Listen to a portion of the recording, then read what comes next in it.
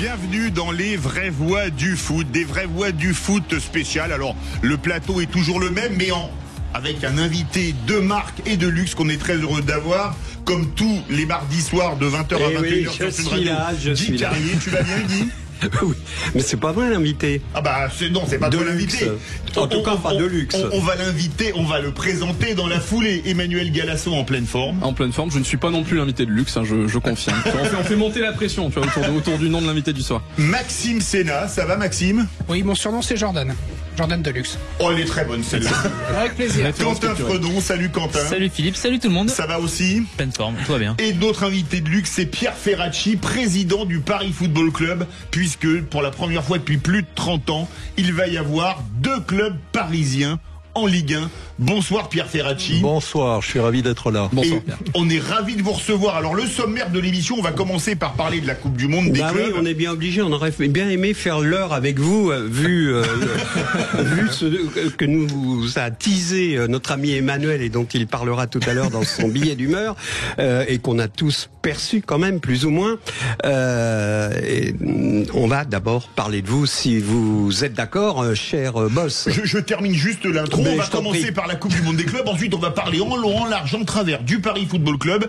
Et on conclura avec notre ami Alexandre Corboz pour parler des transferts. Ça vous va, Pierre Ferracci? Très bien. Pas des transferts du Paris FC, mais des autres, bien sûr. Allez, c'est parti pour les vraies voix du foot. Sud Radio, les vraies voix du foot. Et Guy, ton édito est au sujet, bien évidemment, du club de notre invité, le Paris Football Club. Ainsi donc, si Maxime, notre réalisateur, pouvait arrêter de faire des jeux de mots à la con... Oh pardon, je me suis trompé, excusez-moi.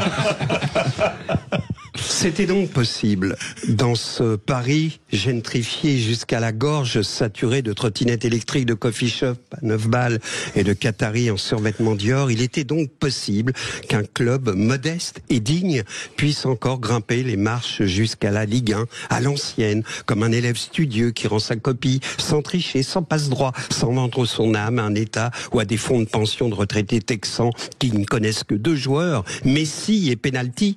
Il était donc possible qu'un club monte en Ligue 1 sans klaxon, sans défiler sur les champs, sans que des racailles en scooter saccagent un magasin de sport, sans violence. La seule fois où le nom du PFC fut associé au mot violence, c'est parce que des supporters du PSG se fritaient avec des Lyonnais. C'est donc possible qu'un club puceau, vous êtes un puceau en Ligue 1, permettez-moi de vous le dire, vienne jouer à Charletti à 20 mètres du Parc des Princes, dans un stade qui sent, il faut bien le reconnaître, davantage les journées de sport-études que les grandes soirées de Champions League, mais je suis sûr que ça va changer. C'est donc possible qu'à Paris, un club sans grande gueule, sans superstar aux tatouages tribaux, sans rappeur en examen pour viol en tribune présidentielle, parvienne à séduire tout le monde. Parce que tout le monde aime le Paris FC. Pourtant, le Paris FC n'a pas de chance. Il monte en Ligue 1 au moment où le PSG nous fait chavirer de bonheur en s'offrant la rédemption et l'amour du public avec une Champions League obtenue avec panache. En fait, pendant 12 ans, on aurait été heureux que le Paris FC vienne parce qu'on détestait ce que nous proposait le PSG. Là, on aime le PSG et on aime quand même le PFC. C'est tout à votre honneur. Ce n'est pas un hasard si le joueur qui symbolise le PFC, le seul que le grand public connaît, c'est Maxime Lopez. C'est un Marseillais, et pourtant, même les Marseillais ne le considèrent pas comme un traître. C'est vous dire si tout le monde aime le PFC. Après son exode italien, bien sûr, hein, et je crois qu'il était à Sassuolo. Sassuolo, ouais, c'est ça. Maxime Lopez, 1m67, petit par la taille, grand par le talent, l'envie et la passion, c'est la définition du Paris FC. Alors bienvenue à toi Paris FC. Tiens, je vais vous le faire façon Malraux. Comme Leclerc entra aux Invalides sous le soleil d'Afrique, entre en Ligue 1, PFC, qui sera la lumière qui éclaire d'un autre pan du foot parisien, celui des supporters qui payent leur place avec des billets de 10. Le PSG nous a fait applaudir, le PFC, lui, nous émeut déjà. C'est un enfant du foot qui vient de naître, on va le regarder grandir avec amour, avec quelques supporters, avec des maillots qu'on n'identifie pas encore, mais peut-être qu'un jour on dira aux enfants qu'à Paris, il y avait 2 clubs. Bravo Guy Carrier. Avant votre avis, Pierre Ferracci, sur ce bel édito de Guy Carrier sur notre club. C'est un grand poète, mais je m'y retrouve assez. Finalement, c'est une belle image du club. Mais c'est vrai, on s'est fait la réflexion. De la modestie, et puis des ambitions quand même, et on va en parler. On s'est fait la réflexion que tout le monde vous aime. C'est Tout vrai. le monde aime le PFC. C'est-à-dire que même les ultras du PSG vont avoir ces gars-là qui viennent jouer, comme je l'ai dit, à 20 mètres. Oui. Et il y a une... voilà, c'est le petit frère dans la cour de récré, quoi. C'est ça. J'ai même trouvé des chauffeurs de taxi à Marseille, j'y étais pour un congrès, qui nous appréciaient parce qu'ils nous voyaient comme le futur adversaire du PSG. Donc c'était à la fois sympathique pour nous et puis hostile pour là, le vous PSG allez compte avoir- tenu de ouais, l'histoire entre les deux clubs. On lance un appel à un supporter qui n'aimerait pas le Paris FC peut-être pour venir témoigner. Appelez le Directement. 0826 N'hésitez pas. 300 300. Non, mais on oui. espère qu'on fera quelques dégâts en Ligue 1 petit à petit et que du coup il y a quelques supporters des clubs adverses qui ne nous aimeront pas autant. Ah, mais ça finira comme ça. ça c'est sûr. finira comme Des ça, je chances. l'espère. Toujours. Et toi, Emmanuel, ton édito, est-ce que tu as été emballé par les débuts de cette Coupe du Monde des clubs? Alors emballé, non, c'est pas le terme. Moi, cette Coupe du Monde des clubs, elle me pose plusieurs problèmes. D'abord, l'écart de niveau entre les clubs de différents continents. Le meilleur exemple, c'est évidemment le Bayern qui a collé un 10-0 à Auckland. Et il suffit de regarder en fait l'ancien format de la Coupe du Monde des clubs, parce qu'on l'oublie, mais il y a quand même eu 20 éditions de Coupe du Monde des clubs dans un autre format. Et sur les 20 vainqueurs, 17 étaient des clubs européens et 3 des clubs brésiliens. Donc il y a un écart footballistique qui est abyssal entre l'Europe et le reste du monde. Et l'écart ne risque pas de se réduire au fur et à mesure des années, parce qu'on le rappelle, il y a une dotation d'1 milliard de dollars qui est prévue, répartie entre chaque club. Et les clubs européens vont prendre une très grande partie de ce milliard. On le sait déjà, sur la participation, ils prennent en moyenne 10 fois plus, par exemple, que les clubs d'Océanie. Donc l'écart va continuer de se creuser. Et quand on regarde les grands clubs européens, on pourrait se dire, ah super, on va retrouver les grandes affiches de Ligue des Champions qui nous ont fait vibrer. Et on a eu ce match, PSG face à Atlético, 4-0. Le PSG a terrassé tranquillement l'Atlético sous un soleil de plomb, a envoyé des joueurs qui trottinaient, mais qui mettaient quand même 10 vitesses aux joueurs de l'Atlético. On avait l'impression de voir les matchs de pré-saison un petit peu, tu sais, où les gars, tu fais rentrer les jeunes à la 70e pour donner un petit peu de rythme à tout le monde. Et il y a une raison en fait à ce manque de rythme, c'est qu'il y a la plupart des joueurs qui sont présents dans cette compétition et qui appartiennent aux clubs européens. Si on cumule les matchs en club et en sélection, ils seront à plus de 70 matchs sur l'ensemble de la saison. Donc la FIFA surcharge un calendrier qui est déjà pléthorique, dans lequel il y a le nouveau format de la Ligue des Champions avec plus de matchs. Il y a également la Ligue des Nations. Et nous, fans de foot, on continue de nous gaver, de matchs alors qu'on est rassasié, et on se retrouve un petit peu, même franchement honnêtement, perdu dans le calendrier. Moi je sais même plus là si on est à la fin de la saison 2024-2025 ou si on est au début de la saison 2025-2026. Donc voilà, c'est une grande mascarade, et les responsables, ils sont assez faciles à cibler. C'est Gianni Infantino, président de la FIFA, et aussi et surtout, et j'insiste là-dessus, les présidents de clubs qui disent oui à tout seulement pour quelques dollars de plus. Guy a une réaction là-dessus sur l'édito? Évidemment, je suis d'accord avec ce que dit Emmanuel. J'ai essayé de chercher, je savais ce qu'il allait dire, j'ai essayé de chercher un aspect positif au truc. J'ai regardé les matchs. Il y a un côté vintage, ça ressemble à la Coupe du Monde 94. C'est filmé d'ailleurs comme la Coupe du Monde. C'est le Rose Bowl de Pasadena. Ouais, il y a un côté couleur même de l'époque. Oui. Il y a un côté, il n'y a pas de ralenti. Je vous le dis Non, tout de c'est suite, c'est scandaleusement réalisé. C'est honteux la façon dont c'est réalisé. Je trouve que Lisa Razou et Margoton, son Grégoire collègue, Margoton, oui. sont cyniques et ils devraient vendre le truc, au moins essayer de tirer quelque chose de positif.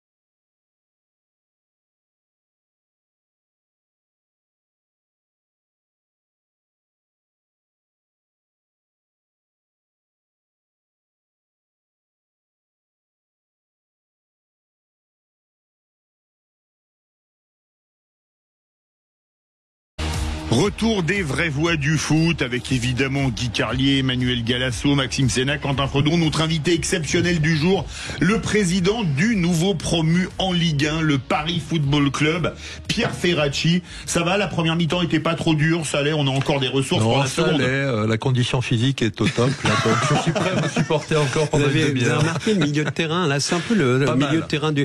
Juste, le seul point positif de cette Coupe du Monde des clubs, c'est qu'on a pu constater, excusez-moi de ressortir et de revenir à ça, qu'on avait le meilleur milieu de terrain du monde. PSG ? Au PSG. Ah oui. C'est-à-dire que le trio Vitinha, Ruiz, Neves est incomparable. Et tu parlais de petits joueurs, ce sont ce qu'on appelle des joueurs d'évitement qui viennent des pays du Sud. On a déjà eu cette discussion.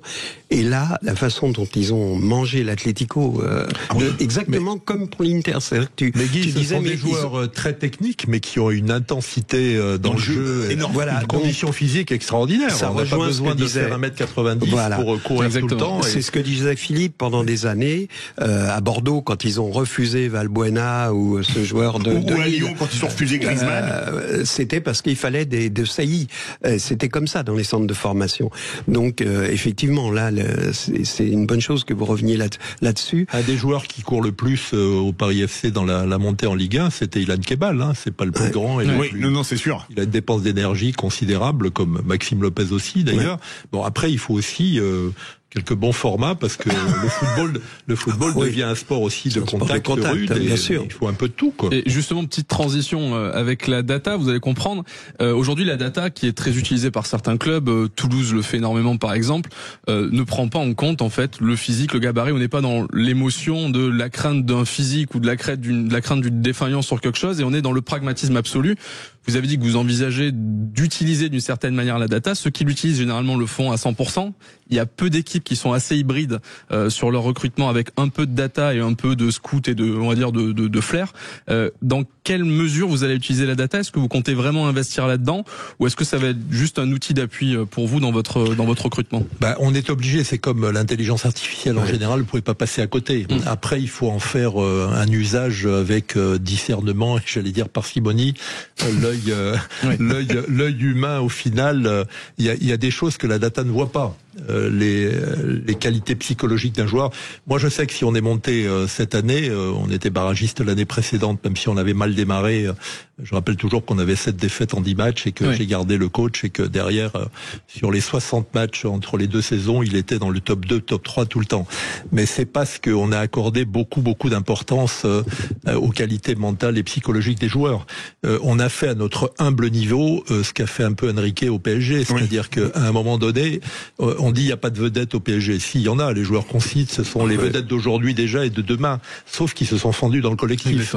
Si on oublie. Donc la data, ça doit aussi intégrer tout ça, et ça, il n'y a pas d'autre façon de la regarder que... je vous pose la question parce qu'en fait, on n'a pas d'exemple jusqu'à présent d'un club avec l'ambition future ou la dimension que risque de prendre le Paris FC qui mise sur la data. Parce que quand on a la data, c'est un petit peu, entre guillemets, la technique du pauvre qui doit trouver les bons coups, qui doit flairer les bons coups, et grâce à la data qui optimise. La data, c'est aussi, même pour les clubs qui travaillent bien et beaucoup, et moi j'ai l'exemple de Red Bull, c'est une façon de ne pas perdre de temps et de survoler des périmètres de jeu qui sont extraordinaires. C'est toute la planète quand vous avez une data de qualité. Mais vous avez les mêmes limites que l'intelligence artificielle, c'est-à-dire le génie humain qui fera la différence. Quand vous voyez un geste que tente Yamal qui est inconcevable. Au niveau actuel, les choses vont avancer dans les datas comme pour l'intelligence artificielle, et un jour ça sera prévisible et ça sera une donnée qui sera dans l'ordinateur.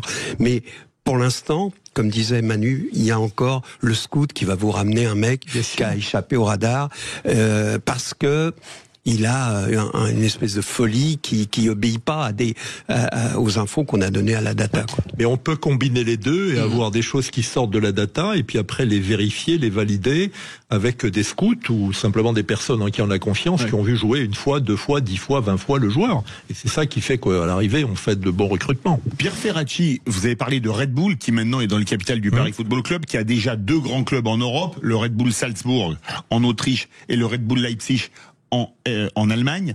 Est-ce qu'il va y avoir des relations spécifiques, notamment en termes de prêts de joueurs, etc., entre les 3 clubs? Il peut y en avoir, mais c'est pas quelque chose qui est dans la stratégie actée. Ça pourra se produire. Bon, d'abord, Red Bull gère la multipropriété de façon assez rigoureuse et intelligente. Hein. Ça part pas dans tous les sens. S'adapte d'ailleurs aux nouvelles mesures de l'UEFA pour respecter l'équité et la loyauté sportive. Donc, il n'y a pas des mouvements qu'on a pu connaître sur d'autres clubs qui jouent la multipropriété. Moi, ce qui m'intéresse dans Red Bull, c'est cette façon de mutualiser toutes les pratiques qu'ils ont développées au Brésil, à New York, à Salzbourg, à Leipzig. Bon, ils ont la chance aujourd'hui d'avoir 2 participations minoritaires, parce que dans les 4 autres, ils sont majoritaires. Leeds et le Paris FC, qui sont montés à l'échelon supérieur la même année. Ouais. Bon, ça c'est sympa, ça veut dire qu'ils se trompent pas non plus. Ils sont à 10%, c'est ça? Ils sont à 10% à Leeds, et puis chez nous, un peu plus de 10% aujourd'hui. Et Leeds qui a joué sa seule finale de Coupe des clubs champions au Parc des Princes, d'ailleurs en face de votre stade. Tout à fait. En tout cas, s'il y a, c'est vrai. Il y a 50 ans. Et j'y étais, effectivement. Et je crois que ça avait été 3-0 le score. 2-0 pour le Bayern Munich. 2-0 pour le Bayern. C'était chaud. Voilà. But de Franz Roth. C'était chaud entre les supporters. C'était très chaud. But de Roth et de Gerd Müller. Ça ne rajeunit pas, mon cher Philippe. Moi, ce qui m'intéresse du côté de Red Bull, c'est cette capacité à essaimer de bonnes pratiques. Après, rassurez-vous, parce que la famille y tient et puis Red Bull y tient, et moi j'y tiens aussi en tant que président aujourd'hui, c'est qu'il n'y aura pas de dérapage dans la gestion de la multipropriété. Si demain il y a des prêts de joueurs, ça se fera dans les règles de l'art et sans que donc en 3 ans, la plupart des clubs est à aboyer parce qu'ils estiment que c'est pas normal. En 3 ans maximum, entre Leipzig, quel est l'autre, Salzbourg, ça sera Paris FC qui sera au-dessus. Donc c'est vous qui gérerez tout le truc. Non, on ne va pas brûler les étapes, et ça, j'ai pas besoin de me faire le porte-parole d'Antoine parce qu'on est Arnaud, on est tout à fait sur la même longueur d'onde. Je veux dire, regardez le PSG, il a mis du temps, mais comme Manchester City, qui ont pourtant des moyens illimités, des moyens d'État, tout simplement, qui sont très très puissants, ils ont mis du temps pour accéder à la Ligue des Champions. Mais c'est vrai que vous, dans votre cas, il y a une vraie force quand même, c'est que quand on parle de multipropriété, Strasbourg par exemple qui appartient à Chelsea, 3 qui appartenaient à Manchester City, quand on est le dernier wagon de la multipropriété, c'est compliqué, et souvent les joueurs qui sont à potentiel vont aller à l'étage au-dessus puis l'étage au-dessus. Dans votre cas, j'ai envie de dire, le plus gros c'est Leipzig, et c'est pas un mastodonte européen, donc c'est vrai que ça vous laisse une place assez confortable dans la hiérarchie de multipropriété. Oui, et puis je dirais, avec tout le respect que j'ai pour Red Bull, encore une fois, moi je suis passionné par ce qu'ils apportent, mais est-ce que vous voyez la famille Arnaud, qui a pris le contrôle majoritaire d'un club, rentrer dans une galaxie, fût-elle celle de Red Bull?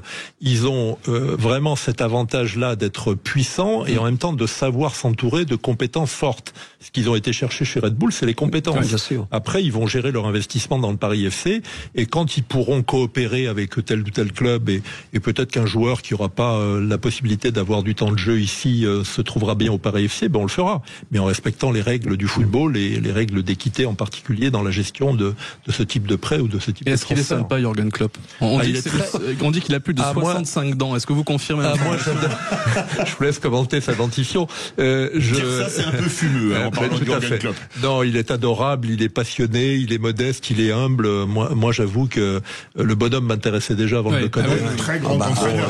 Voilà, moi j'ai mon petit-fils qui est supporter fou de Liverpool en Angleterre, donc quand il a pris une photo à côté de Jürgen, il était très très content.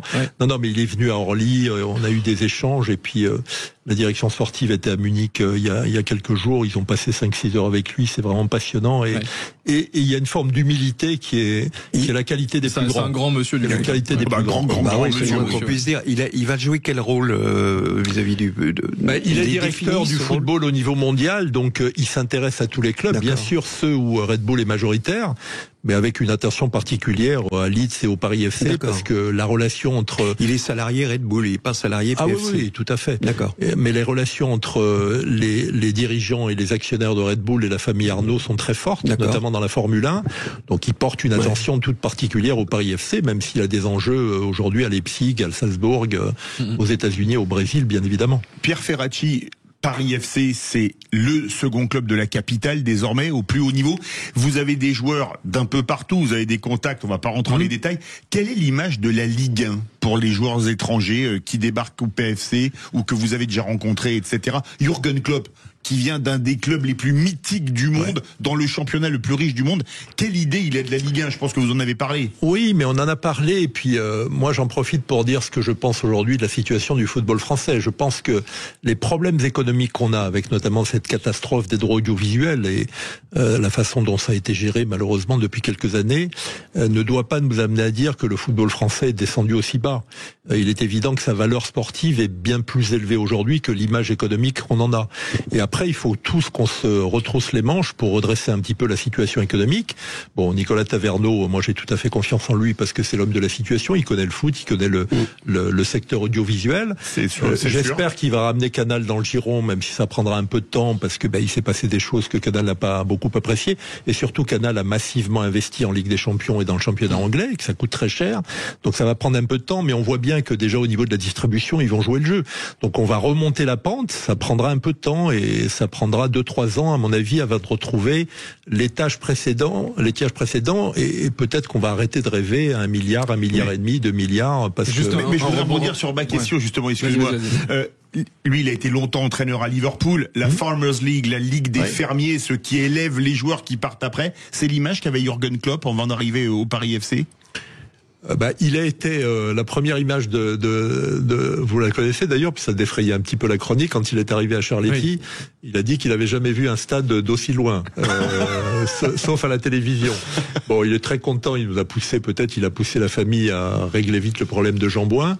Bon, après je lui ai fait remarquer qu'on était quand même monté en Ligue 1 à Charletti, et que bon, du coup Charletti il a cette image du football français sur le plan technique qui vaut mieux que l'image qu'il affiche sur le plan économique. Et je pense que ce que fait le Paris FC aujourd'hui avec Red Bull, mais déjà avec la famille Arnaud, ça va contribuer, il y en a d'autres qui suivront, j'espère, et qui suivent déjà, à remonter très vite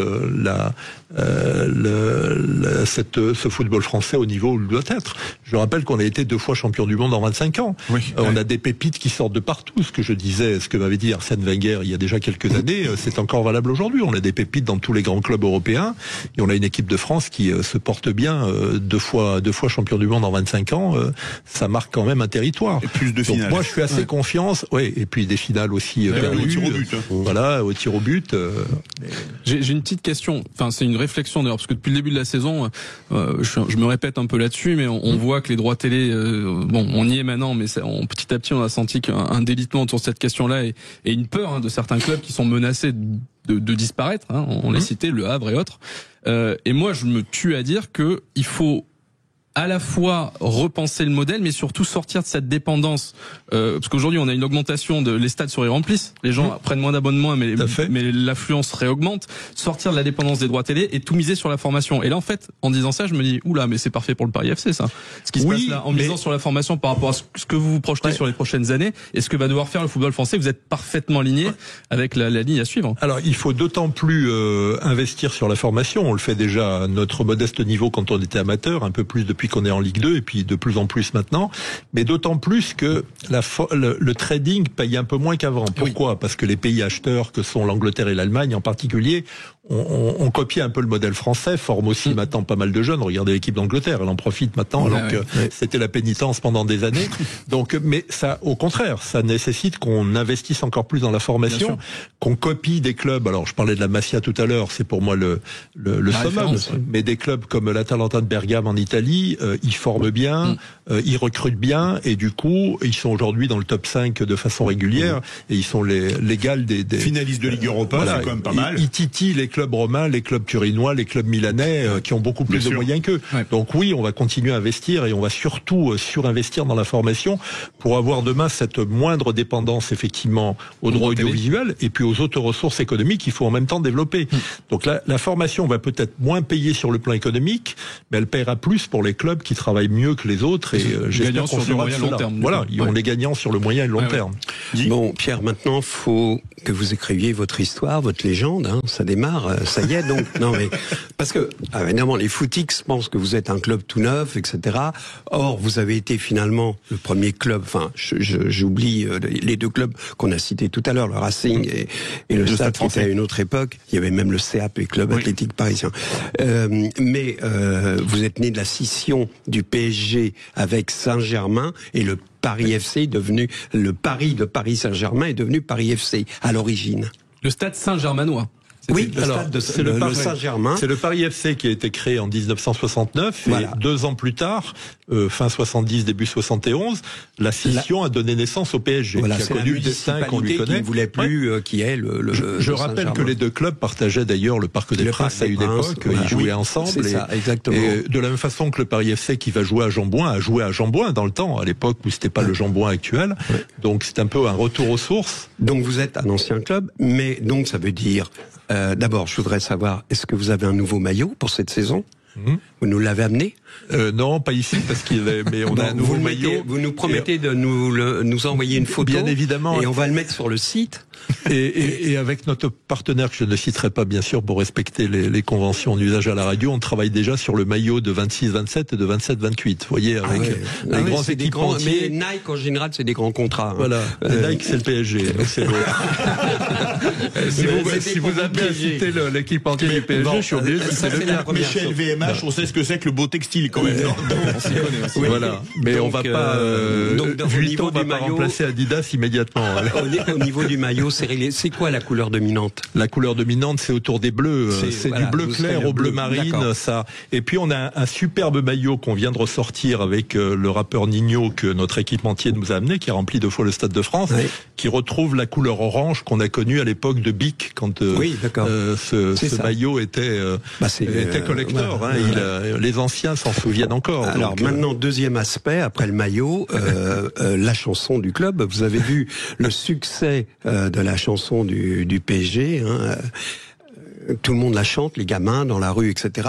Donc vous allez, de la même façon que j'ai appris aujourd'hui que Cherki avait été bizuté, il a chanté devant les joueurs. Il a chanté du Lacrim, du Lacrim, exactement. On passe de Nino à Lacrim, devant les joueurs de Manchester. Donc vous allez nous interpréter maintenant le chant du Paris FC. C'est votre bisutage. On est encore trop neuf pour avoir un chant, mais ça va venir. Ah ouais, il faut moi je compte aussi sur notre actionnaire majoritaire aujourd'hui. Vous savez qu'il a développé des marques prestigieuses tout au long des années, des marques de luxe. Alors le football est peut-être pas un produit de luxe, mais ça deviendra un produit d'excellence en tout cas. Et on compte bien aussi demain faire une grande marque autour du Paris FC. D'abord parce qu'il y a Paris dans cette marque et que Paris est une ville lumière. Il faut démarrer la saison avec un hymne. Peut-être propose quelque chose. T'as une mais non, mais j'ai une idée pour vous proposer des gens qui font ça très bien. Et mais vous savez, on est assailli de demandes aujourd'hui pour travailler avec nous. Il y en a non, mais des mauvais peut-être. Non, il y en a très bons qui ont envie de travailler avec nous. Mais on réglera petit à petit ces questions.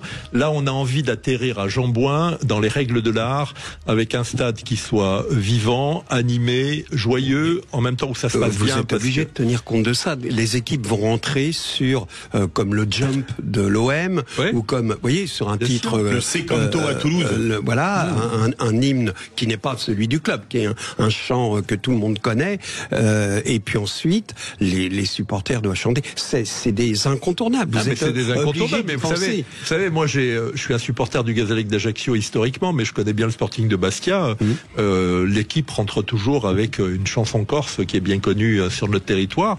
Donc oui, il y aura le moment venu des chansons et des hymnes qui accompagneront le développement du club. Vous êtes prêt à jouer la prolongation ? Vous êtes partant ? Sans problème. On vous condition physique est là. Il y aura pas de tir au but parce que depuis France RFA 82, je m'en suis parmi. Allez, on se retrouve tout de suite. Retour des vraies voix avec bien évidemment Guy Carlier, Emmanuel Galasso, Maxime Sénat, Quentin Fredon et notre invité exceptionnel Pierre Ferracci, président du Paris Football Club. Et on a notre ami Alexandre Corbos qui nous a rejoint. Salut Alexandre.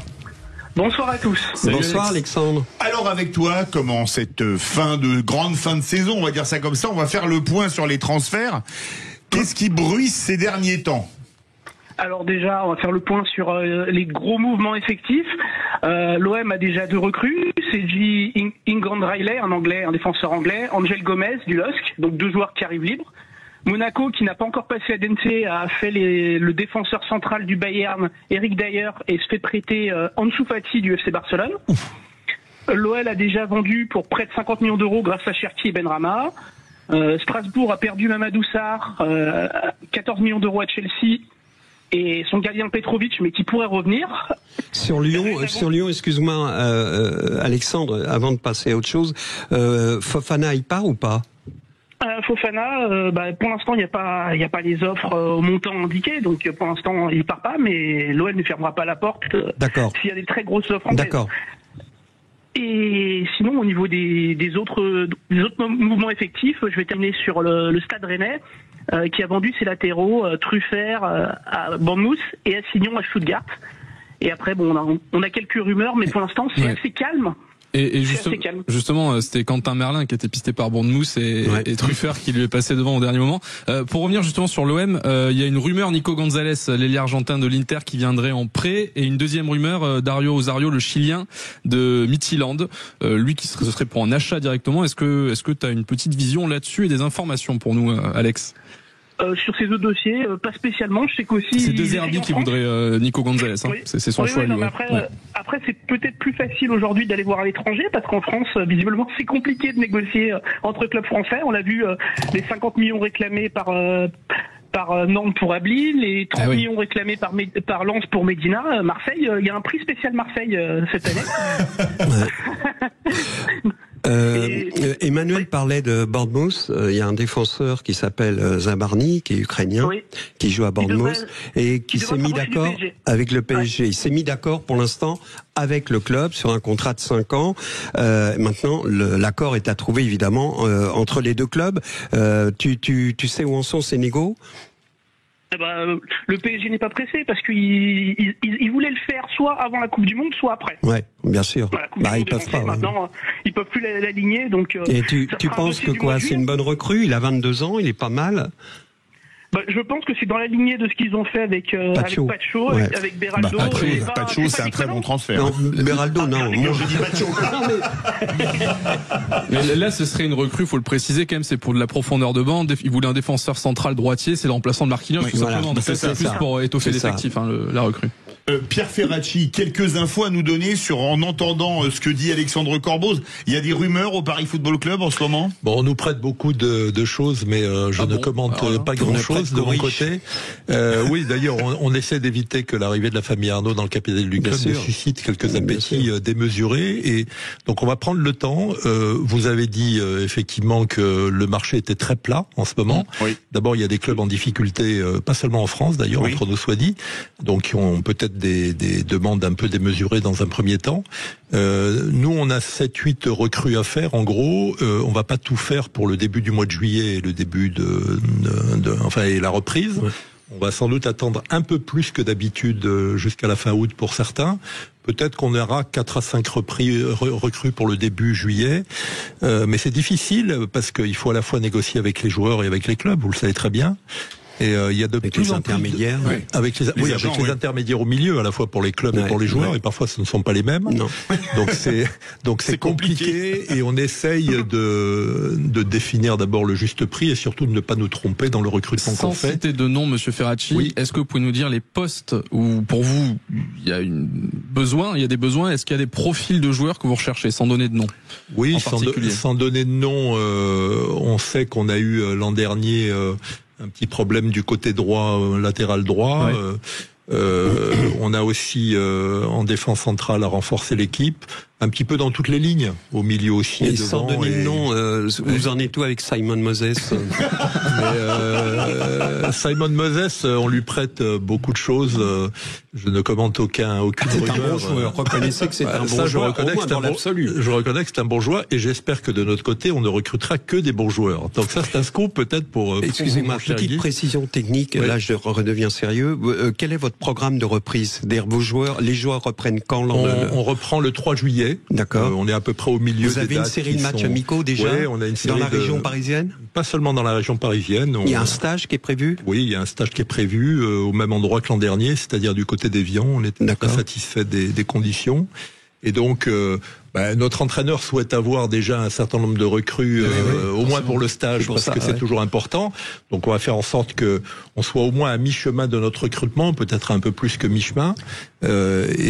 Encore une fois, on va pas se presser, on va surtout réfléchir aux bons équilibres financiers, parce que... Mais parlons équilibre financier quand on est président de club comme vous. Est-ce qu'on se dit finalement, lui... c'est une star, il va me coûter une blinde, vous me passerez l'expression, mais il va faire vendre beaucoup de maillots, ou est-ce qu'on pense, mais par contre il va peut-être poser des problèmes dans l'équipe? Comment est-ce qu'on raisonne quand on est président? Très franchement, moi pour l'instant, et la famille Arnaud et Red Bull partagent un petit peu cette démarche, on veut un collectif équilibré. On veut des gens qui viennent avec enthousiasme sur ce beau projet et pas en traînant les pieds, et pas parce que c'est Paris ou parce que ils auraient une meilleure rémunération qu'ailleurs, ce qui sera pas le cas. On sera vraiment dans le marché.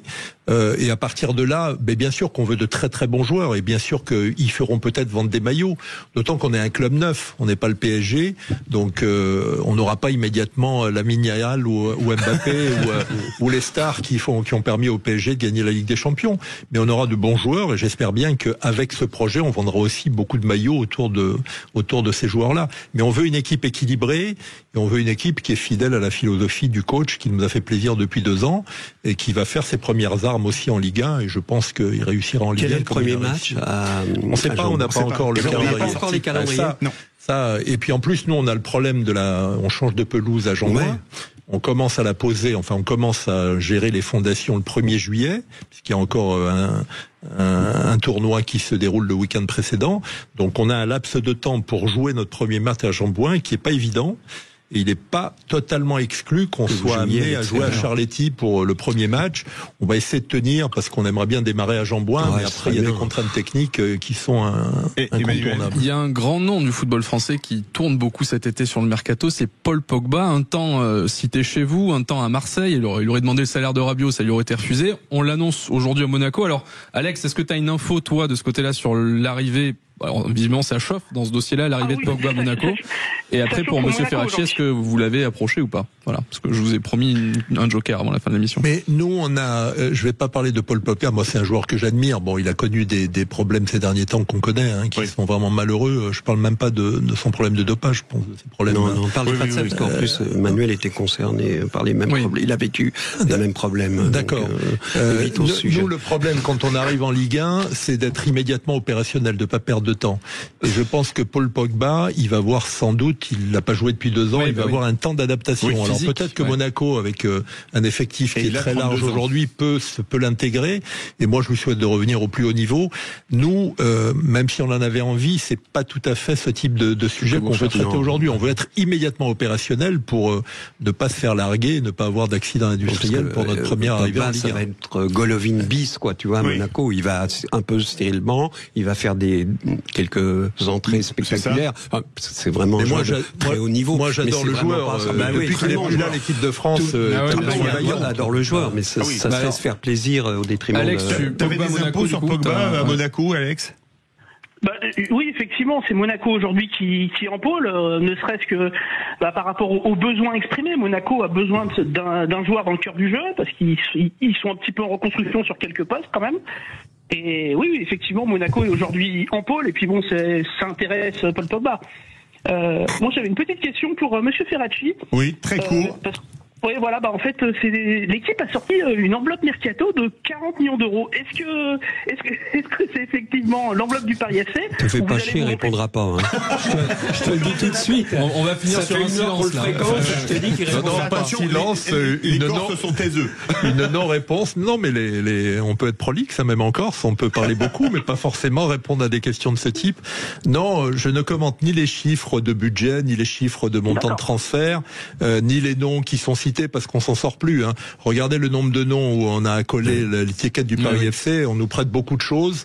On veut une équipe équilibrée, un mélange d'ailleurs de jeunes et de joueurs expérimentés, et surtout ne pas avoir de problème d'atterrissage, parce que la Ligue 1 c'est difficile, et un accident ça peut arriver à n'importe quel club s'il est mal préparé. Merci à tous, merci Alex, merci Guy, Emmanuel, Maxime, Quentin, et merci beaucoup à Pierre Ferracci d'avoir passé ce moment avec nous. C'était très agréable et vous nous avez conquis.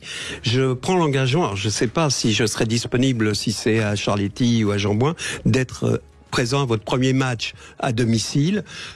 Si mes amis viennent, donc je là, pense en fait, qu'ils le feront. avec plaisir, on veut bien accueillir. Mais on paiera nos places. On paiera nos places. Ah ben ça c'est en plus Vous une pourrez bonne dire, nouvelle, mon cher ami. vous pourrez dire à Merci. Monsieur Arnaud que vous avez une bonne nouvelle. Voilà, on financera la gratuité avec vous, ça fait beaucoup plaisir. Merci beaucoup à vous, Pierre Ferracci, et tout le meilleur pour le Paris FC. Allez, tout de suite, Jacques Messis, les clés d'une ville, reçoit Antoine Duléry, l'acteur qui joue notamment dans Camping.